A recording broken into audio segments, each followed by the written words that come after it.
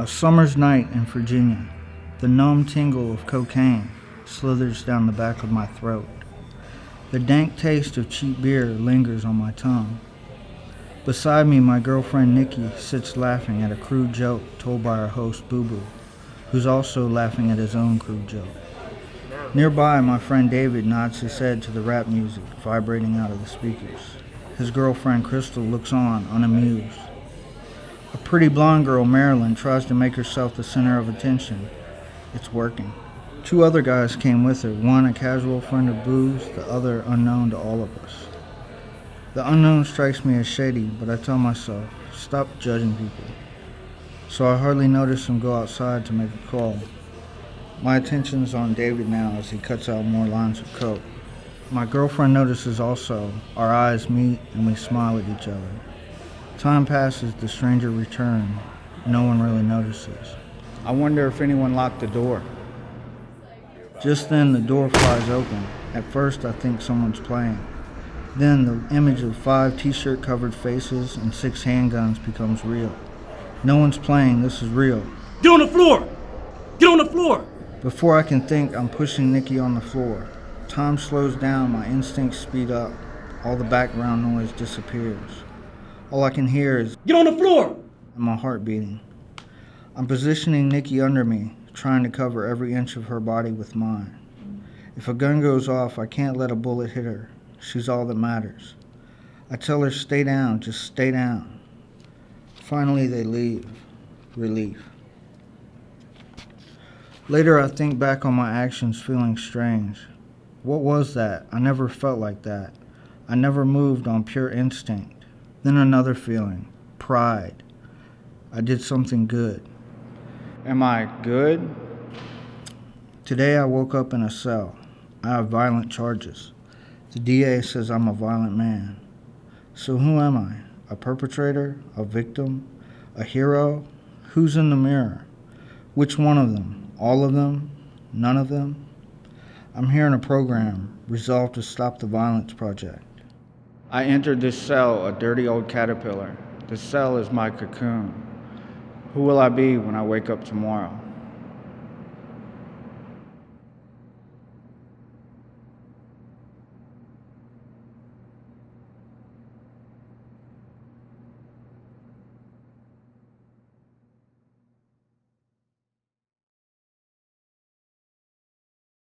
Alright, so I woke up in the morning with a note on my chest and my nephew sleeping next to me. I read the note and said, "Good morning, son. Me and your dad went to go do some errands and your sister went to work." So I'm like, damn. And I look back at my nephew, he was awake, smiling at me. So I'm like, damn, little brother, I gotta watch to see your grandparents come home. He just started laughing. So I'm like, come on. So me and him got up. Brushed our teeth, went to go put our clothes on. I'm like, you ready? He like, yeah. So when we was making our way downstairs, he started running around upstairs. So I'm like, damn, I gotta chase him. So I started chasing him, going crazy. I'm like, man, like slow down, bro, you messing up the place. And I finally grabbed him, and I looked at him like, bro, like, you gotta calm down, bro. He just started laughing at me. So we making our way downstairs. Like, he must have wiggled off my hands and broke back upstairs. So I'm like, monster, monster. And he started breaking back downstairs. I'm like, ah. So we made our way to the living room, and I put on some cartoons for him. Then I walked to the kitchen.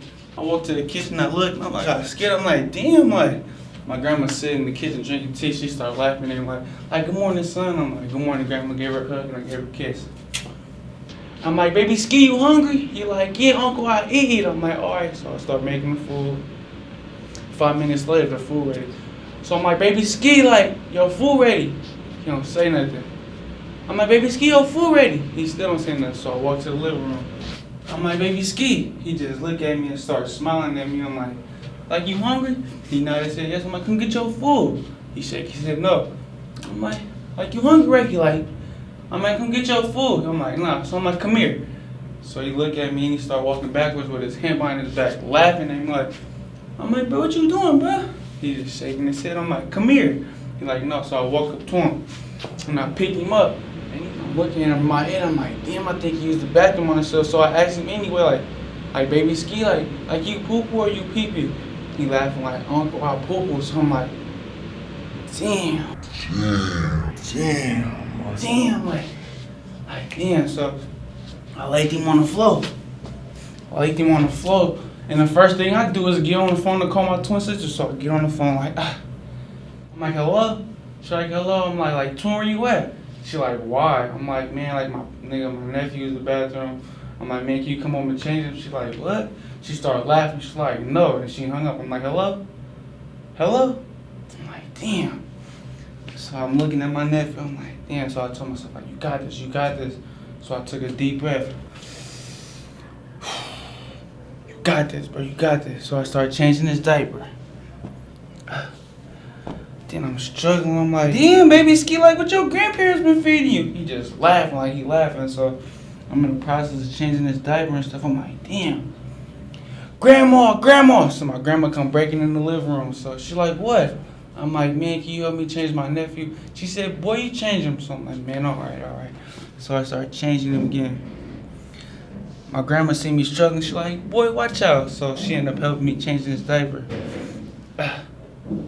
And we finally got done. 2 hours passed by. My parents came in. And I walked to him like, thank God, I'm happy y'all home. Like, me, I gotta grab your grandson. Like, I ain't watching him no more. Like, man, he hella dirty. Like, he just, you feel him, just talking hella mess.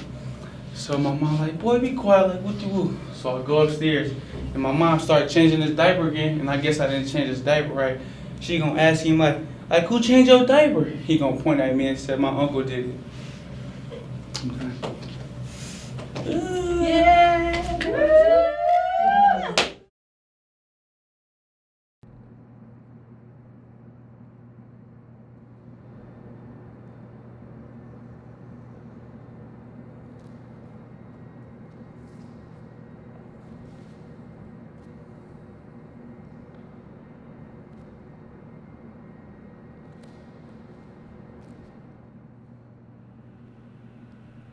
A great humble man stood up on altars, beaten and ridiculed, but his faith never faltered. His joy came from God, whom resides in his core. And even though he was drugged on the ground, he loved even more. He preached about peace for all men the same. Wrote anthems about dreams. I have a dream. I honor his name.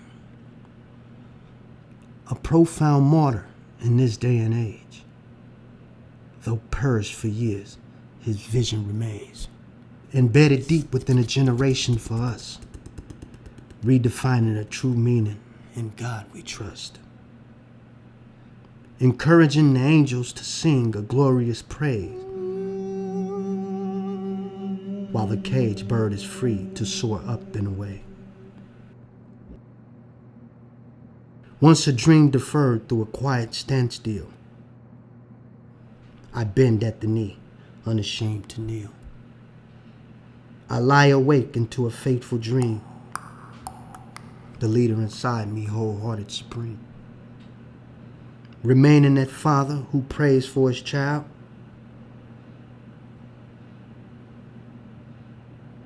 every so often taking a bow.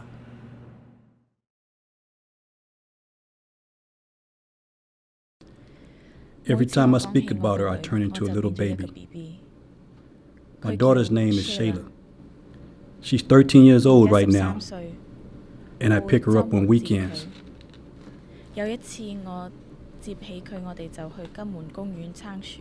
One time, I picked her up and we went to the paddle boats in Golden Gate Park. We bought some snacks, rented a boat, and went out together.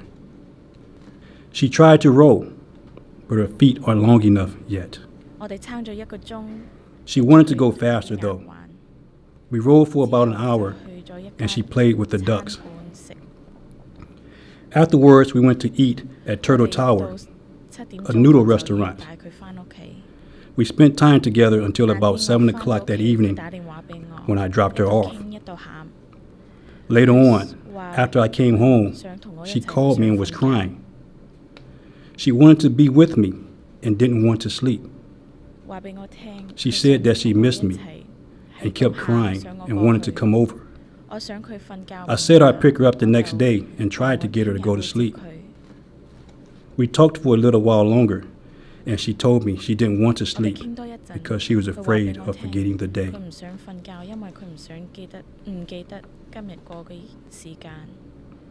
I saw her last Sunday, and we talked about her school, her friends, and when she would get her report card. I asked her to send it to me when she gets it. I'm going to take her to Disneyland as soon as I can.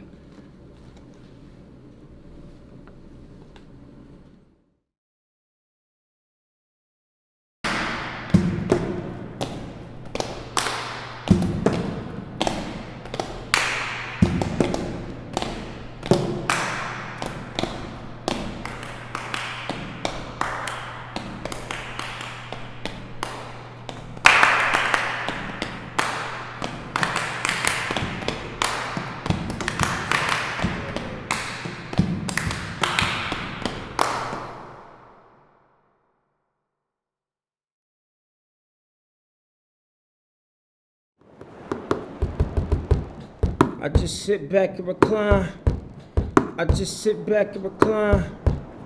I just sit back and recline. Diamonds in the wrist, watch reach 9:15. I just sit back and recline. I just sit back and recline. I just sit back and recline. Diamonds in the wrist, watch reach 9:15. I just sit back and recline. I just sit back and recline like. I just sit back, recline, diamonds in the wrist, watch reach 9:15. Saks Fifth Ave, blowing money fast, call me Young Kenny G's, I throw the cash in the bag. I'm talking cash in the bag, and I splash on racks, my pockets on math, look, had it up.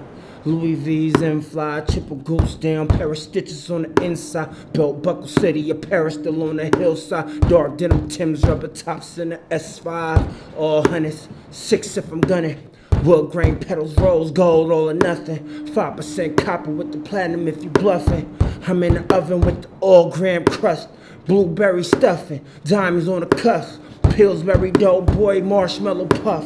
Stuffed it to the cheesecake, 100 round cuts. Mean this kid been eating with the scale on crust. Mean this kid been eating triple beam on a plus like.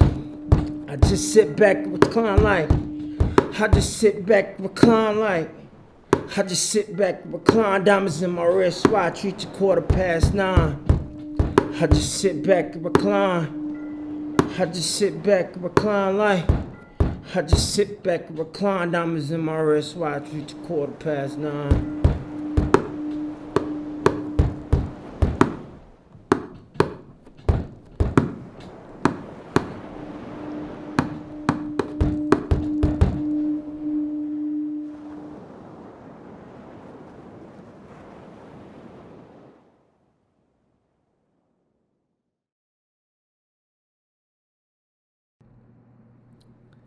Block cheese, powdered eggs, and that fried spam. Wow. And that juice in a can with that metallic taste. Ugh. It was 7 of us at the table. We hated this food, but we had to eat it. Now, boys. Now, when y'all finish y'all breakfast now, y'all go in there and get dressed, because we got to get down to that damn welfare office and get in that line. Oh, excuse me. Excuse me. My apologies. I'm trying to get to the front. Excuse me. Oh, I'm just trying to get to the front of this line so I can get the best of this bad food. Don't trip.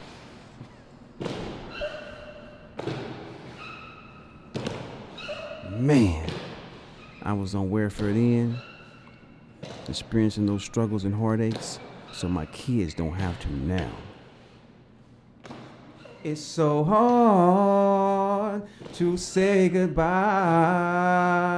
to welfare.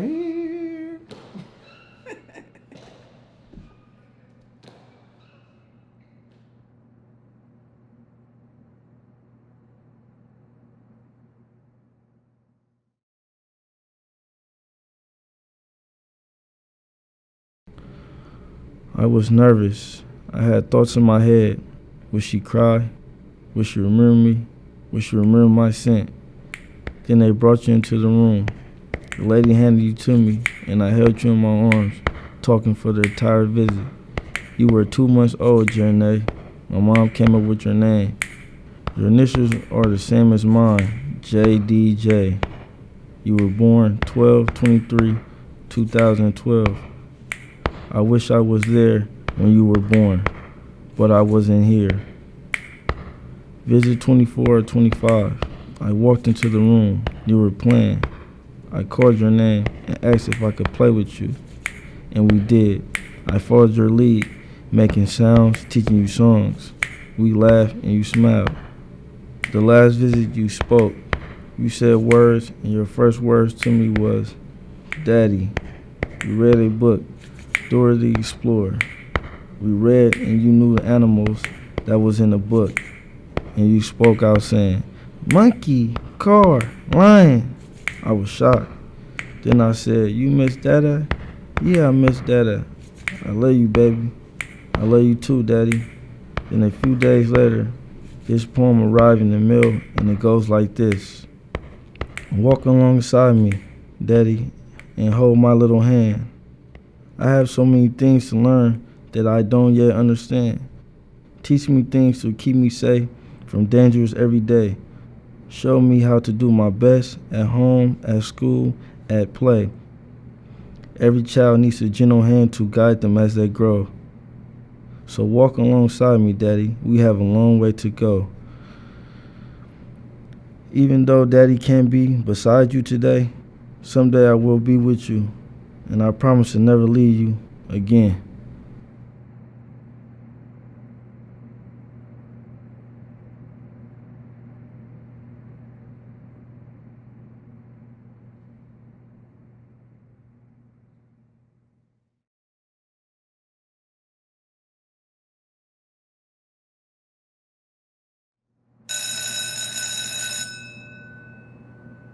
Hey.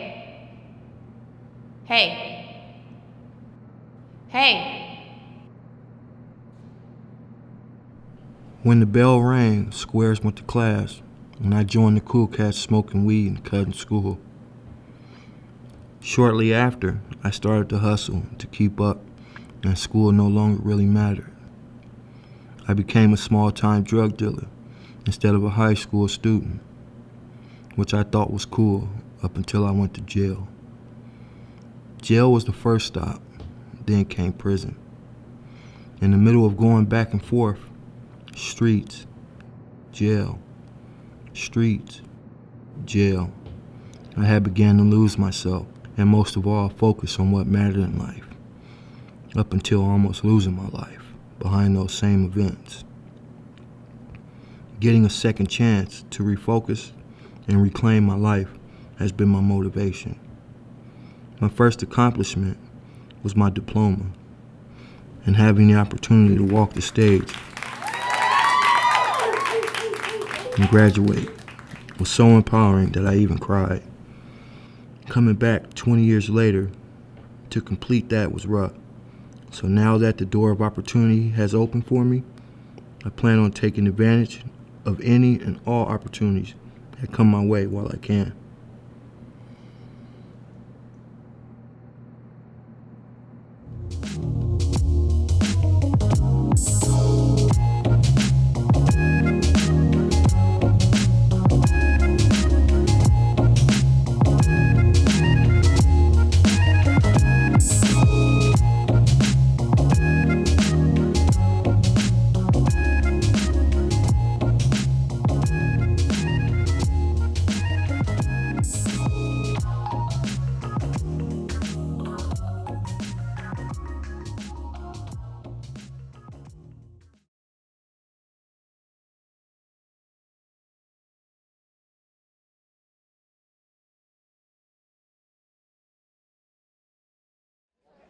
How many of us are mothers in this room?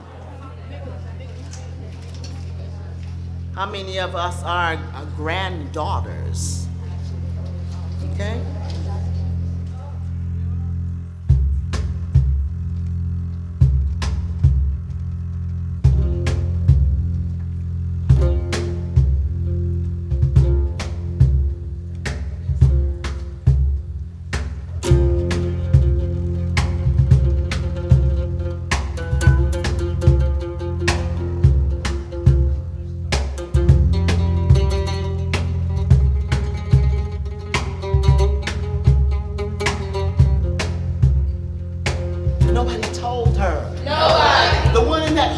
hotel room. Nobody told her she is the one who could lose it all.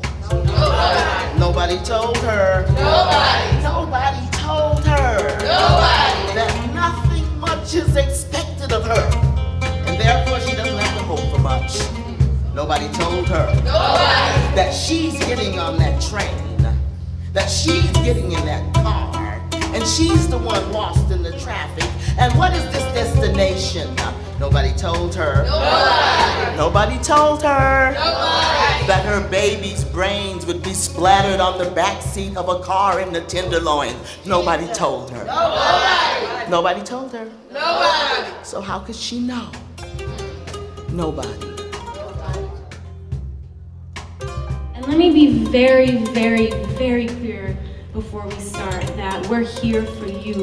We're here to uplift you. Yes, this is going to be my album, but I wanted to offer this music for you. I've been working with a lot of you all the last year, volunteering, coming in, because I feel like there's so much that we have to learn about what incarcerated women have to go through, not just on the inside, but how we as a community can support you all getting back on your feet when you come out. How can we have re-entry better? How can we provide you with housing, with jobs? The system just needs to support you more and needs to change. All in Silas, bound in jail. Ain't got money for to go to bail. Keep your eyes on the prize. Hold on, hold on. Paul and Silas began to shout. The jail doors opened and they walked right out. Keep your eyes on the prize. Hold on, hold on.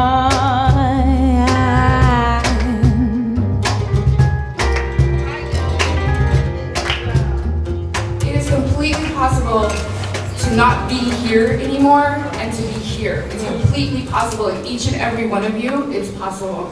And so I just want to send my love to you, and this means a lot to me today. I just want to say Happy Mother's Day to all the mothers. Happy Mother's Day to all the sisters, all the aunts, all the fathers. Happy Mother's Day. And I say that because you don't have to give birth to be a mother.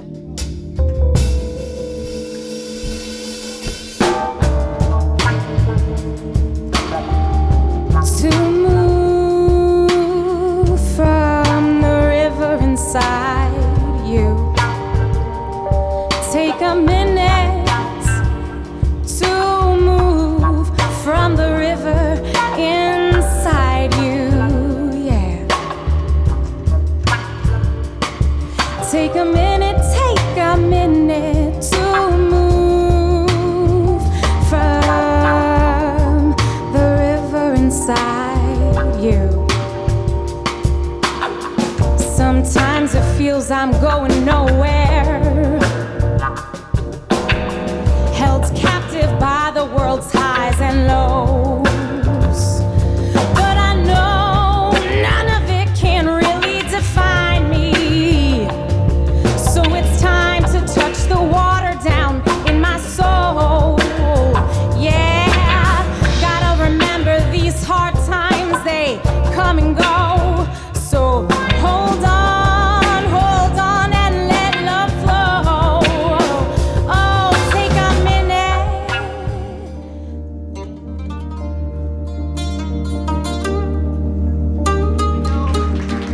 I know that there's many mothers here, and whether we want to admit it to it or not, or even acknowledge it in our minds, because it took me a long time when I shut myself off to think about my children, and until I made that choice, well, wait a minute, this isn't about you anymore, Susie, this is about them.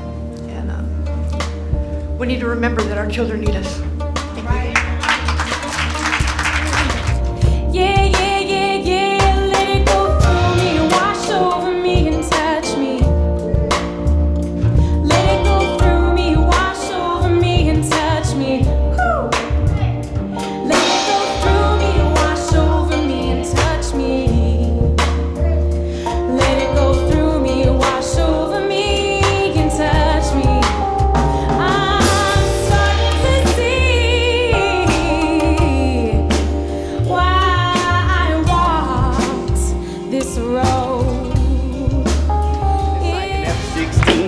circle the skies. But above your war crimes is the power most high. Cause we never run and we never hide. They got us living on the wrong side of apartheid. And we living in this pivotal position. Speak amongst the weak, I live within an inquisition. Every word I speak is recorded through their wishes. Though a window for retreat ain't a choice for my picking. Standing with my fist high, tongue tied, listening to sunrise or reading while the sun dies. Eyes. Guilt, shame, abandonment, blame, addicted, lost, self-inflicted, tossed, enticed, leniency, helplessly let down, talented yet punitive, tortured, thugged around.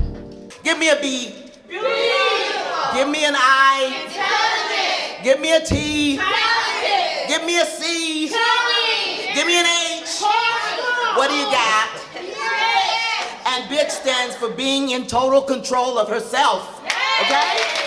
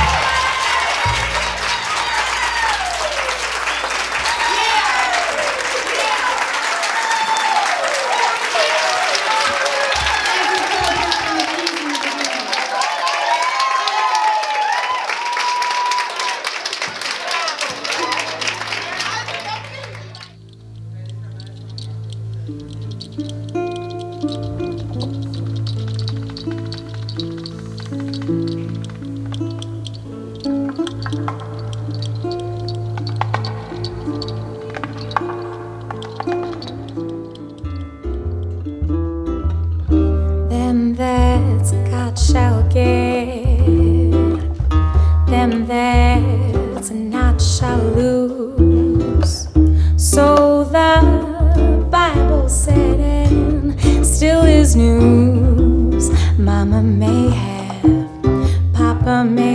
but God bless the child that's got his own, that's got his own. Oh, the strong get more while the weak ones fade. Empty pockets don't ever make the grade. Mama may have, Papa may have, but God bless the child that's got his own, that's got his own.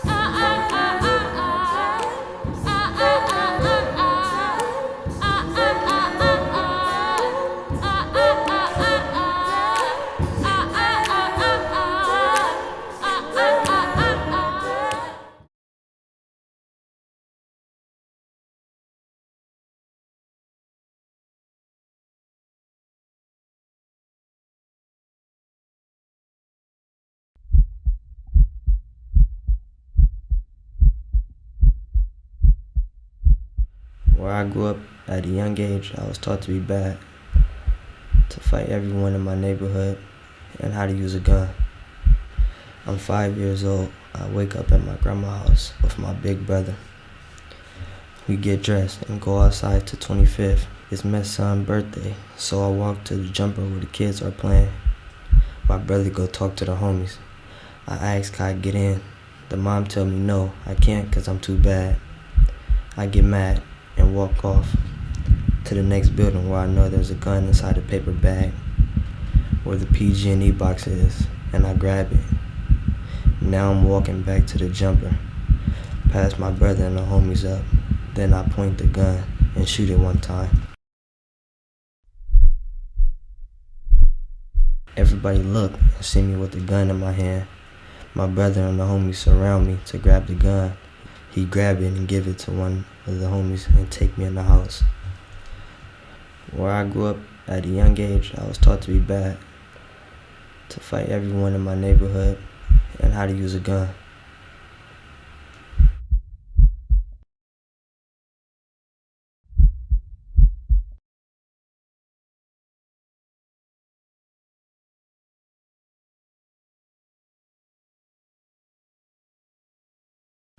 My motivation through life struggles.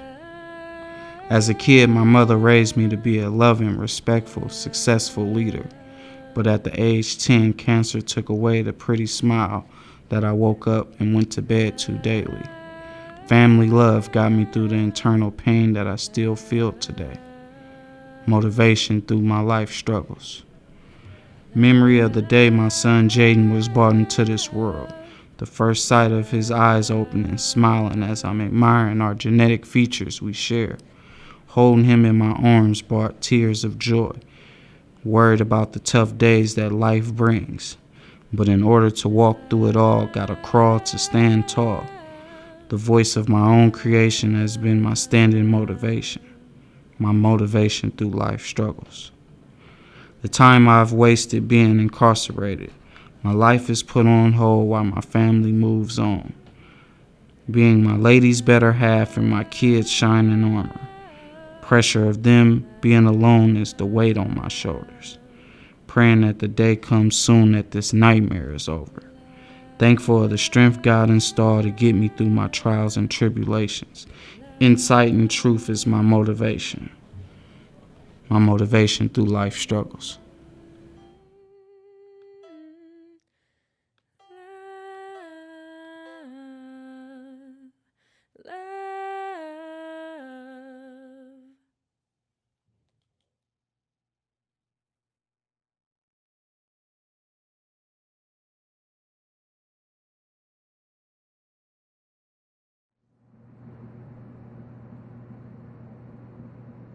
It was a long neck, fretless, purple Yamaha.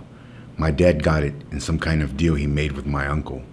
My bass was kept in my father's home studio in our backyard. Everyone said that I was a natural due to how easy I could play it. I think they thought it was hard to play.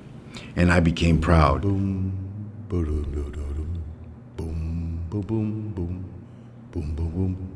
The bass was hella easy, and I was good at it. A few months down the line, I noticed my uncle hurrying through the yard with the bass in his hands. He was not going to bring it back.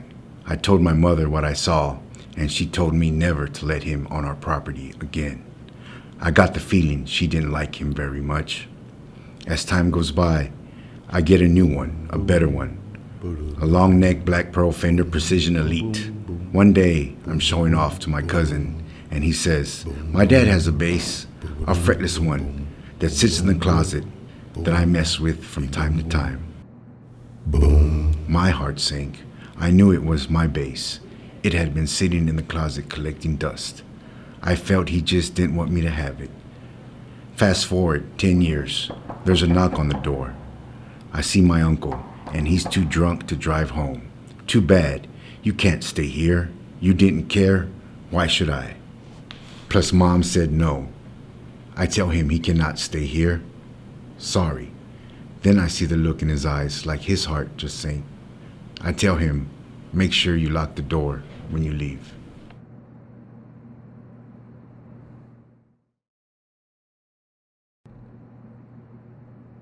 This is the story how I embraced Islam. I sometimes think that our lives is a mixture of scenes on a story. My life, the part that I will share with you, started when I went to jail in the year 2011. It was traumatic. I suffered permanent injuries. I woke up in a strange place where people wear uniforms like angels. I thought later, and I realized it was just nurses in a hospital. I had no idea where I was or why I am there. I had no idea what was happening. My memories was in segments. I was being asked questions. I was being poked, pinched, prodded, and blinded by flashlights. Later on, after I woke up from the coma they said I was in, I was picked up and sent to San Francisco jail infirmary. I do not know why I am being treated like this. Did the good and positive part of me leak out before they patched the bullet holes in me? I do not want to be like this person with a broken interior and a scarred exterior. My memory was affected to the point I could not recognize the woman who gave birth to me. She needed to tell me she is my mom before I connected the dots. I was told by the doctor I had to recover my memories and bodily functions before my brain tissues heals completely, or I may not get them back again. This was the most demeaning and embarrassing moment of my life. Against all odds, I did my best to recover what I lost. I followed all the therapy I was given. Though my chronic headaches remained, I have to take painkillers for life. My anger and hate still bubbles from me. I wish and try to isolate to get away from people, but being in jail, I failed. I blamed everyone but myself. Somebody told me to try religion, but I refused due to my bad experiences from my former faith. I only stayed with the Christian faith to please my family. Due to my anger and America's Islamophobia, I picked up a Quran, which I thought at the time was a terrorist manual. Expecting hate and terrorism because of the media and the United States war on terror, I was surprised when the truth hit me between the eye to find love, wisdom, and enlightenment. Allahu Akbar, Allahu Akbar, Allahu Akbar, Allahu Akbar. Ashhadu an la ilaha illallah. Ashhadu an la ilaha illallah. Ashhadu anna. Now that I am a real Muslim, I need to change the way I live. I have to give up my favorite food, which was a pig. I have to practice this very sincerely. When I am able, I need to go to pilgrimage located in Mecca in Saudi Arabia. My life since my conversion has been good. I had no idea the Quran would change my life for good. I know that someday I will go home. It is only a matter of time. I will be home in no time. All Muslim strives to emulate what the Prophet did in his faith. In our prayers and when we gather, we remember Allah and His Messenger. I have only told a handful of my loved ones of my conversion, but I pray for my families and friends in their lifetime to accept Islam as their version. We cannot compel or force Islam on anyone. Only Allah has the power to get it done. I thank and praise Him often every day for not letting me go astray. My story is not yet over. I am enjoying my journey more than ever. I'm still a young Muslim. I want to be one forever.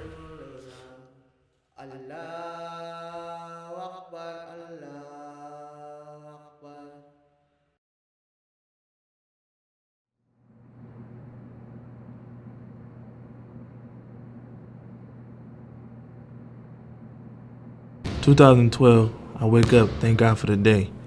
Got school in my mind and my basketball plays.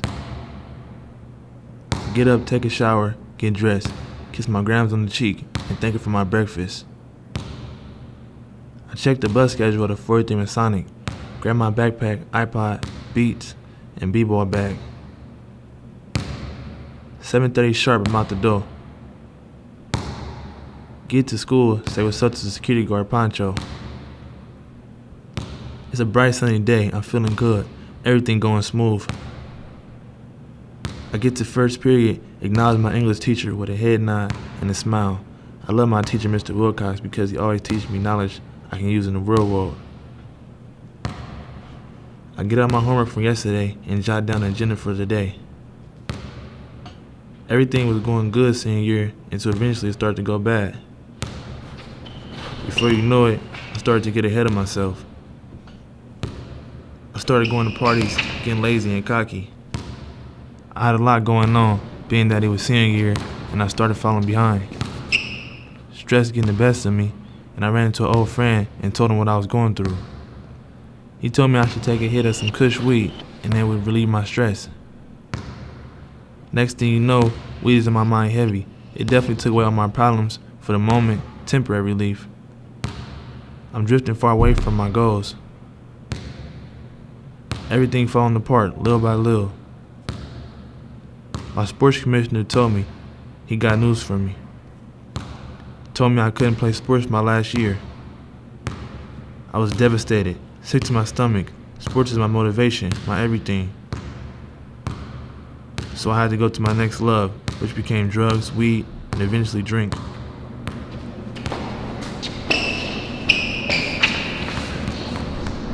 One Friday afternoon, I'm riding with my girlfriend, best friend, on Highway 101, going about 90 in my Via Camaro, crossfaded. He told me to slow down, staked me before I switched lanes. I said I does this. Next thing you know, I'm swerving, trying to keep control. Friends yelling.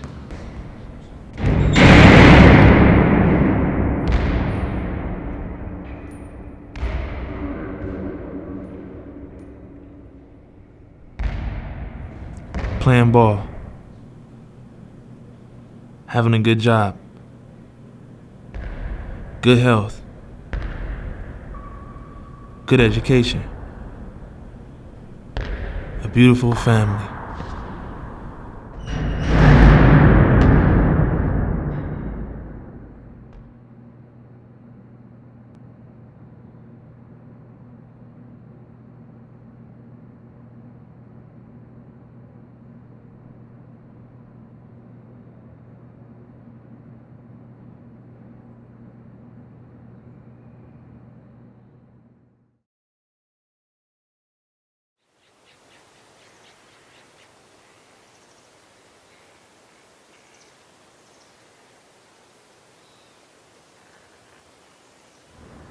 Could it be a figment of my imagination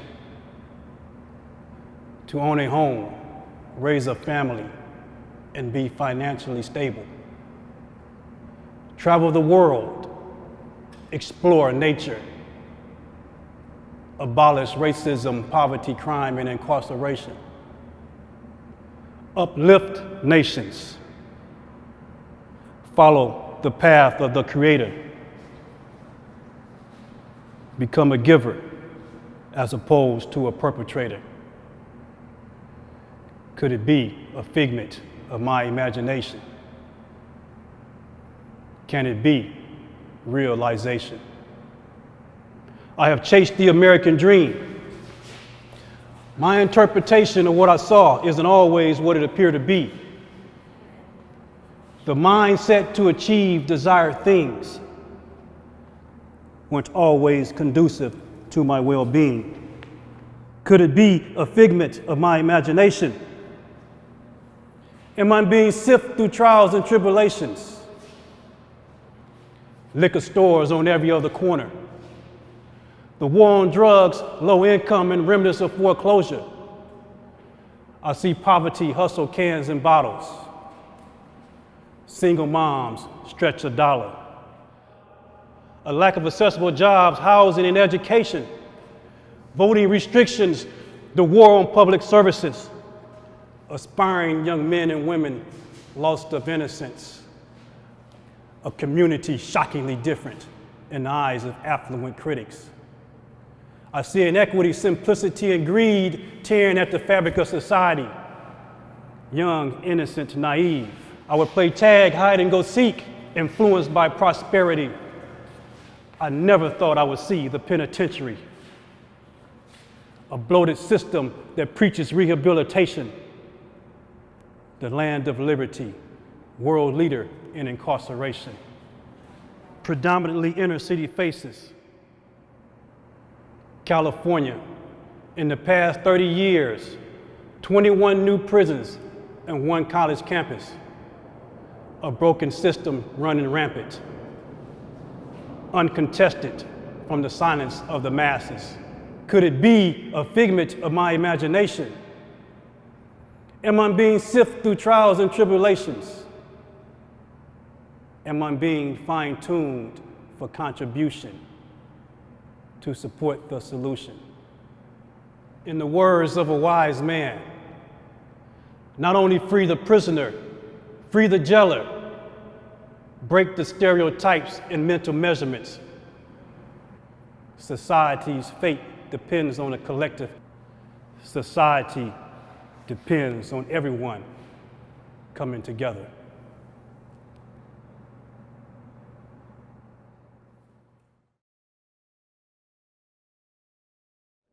I am here. I am here. I am here now. I am here now. Creatively. Creativity. Restoring humanity. Restoring humanity. I am here. I am here. I am here now. I am here now. Creatively. Creativity. Restoring humanity. Restoring humanity. I am here. I am here. I am here now. I am here now. Creatively. Creatively. Restoring humanity. Restoring humanity. I am here. I am here. I am here now.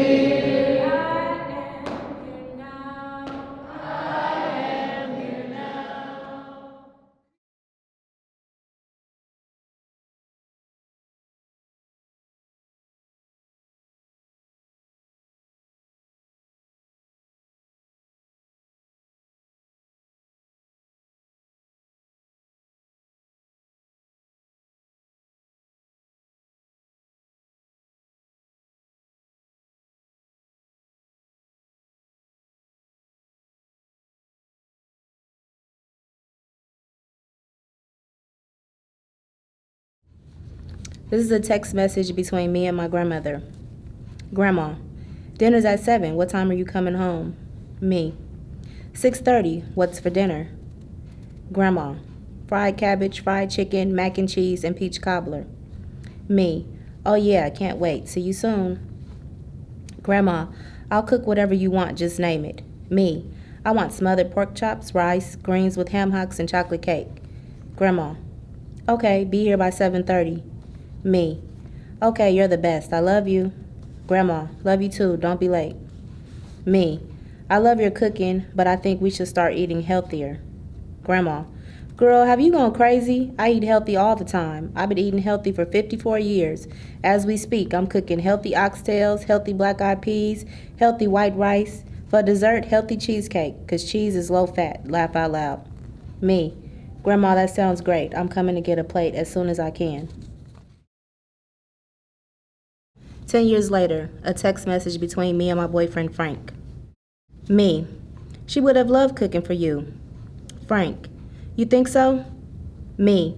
Absolutely. Maybe you could have helped me encourage her to eat healthier. Frank. It's fine for occasional meals like that, but all the time can cause health problems. How'd she die? Me. Congested heart failure, cholesterol, high blood pressure. Frank. So that's why you work out, to be healthy, huh? Me. Yeah, to be healthy and relieve stress. Laugh out loud. My grandmother died October 19, 2001 at the young age of 54. She had 3 major health problems: congested heart failure, cholesterol, and high blood pressure. She believed in cooking flavorful meals for her family, meals filled with all the spices and greases and fats you can think of. She believed that flavor was food made with love, and boy did she love us. Who would have thought that those flavorful plates of love would be the reason she's not here today? So today I try to exercise not just to lose weight, but to also be healthy.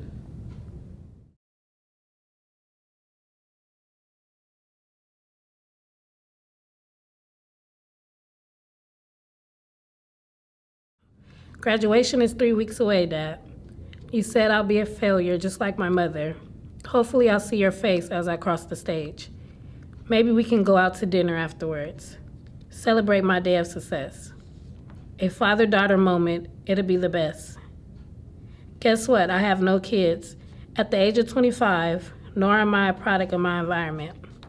I was told based on the way a father treats his daughter will determine the man she will choose. So I decided to be single because all I have is empty memories of you.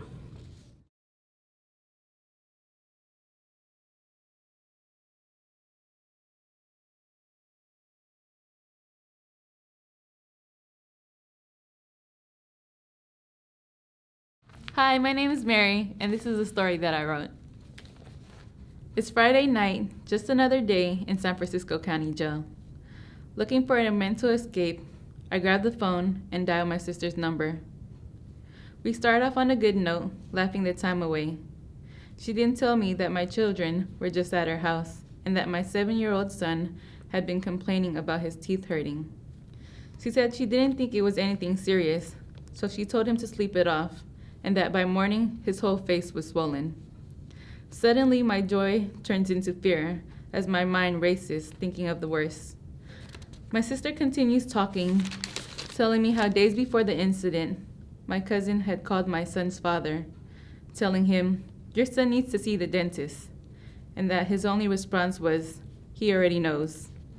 At this point, I'm furious. My eyes begin to water, thinking it should have never gotten to this point. I cried myself to sleep as I prayed to God that night. I confessed my sins, asked for forgiveness, promised to repent, and hysterically begged and pleaded for him to bring me back home to my kids soon. Soon after, I was comforted, but I thought of how I may not have any control, but God does. They are in His hands. He'll take care of them. He'll make sure their needs are met. After all, He is our healer and provider. By Sunday, I was finally able to get a hold of my sister. I found out that my son was rushed into the emergency room, where he was then treated for an abscess, got 8 teeth pulled, and several cavity fills. Paulo Coelho once said, "Life moves fast. It rushes us from heaven to hell in matters of seconds." But I say it's how we choose to respond that determines our final destination. We can either worry ourselves sick, crying about being helpless and having no control, or we can come to God and allow Him to comfort us, using our obstacles to draw us nearer to God by trusting in Him to see us and our loved ones through difficult times. Though I hate being in jail now, I'm thankful because it's by being here that I came to know God and learn to trust Him during times of trouble.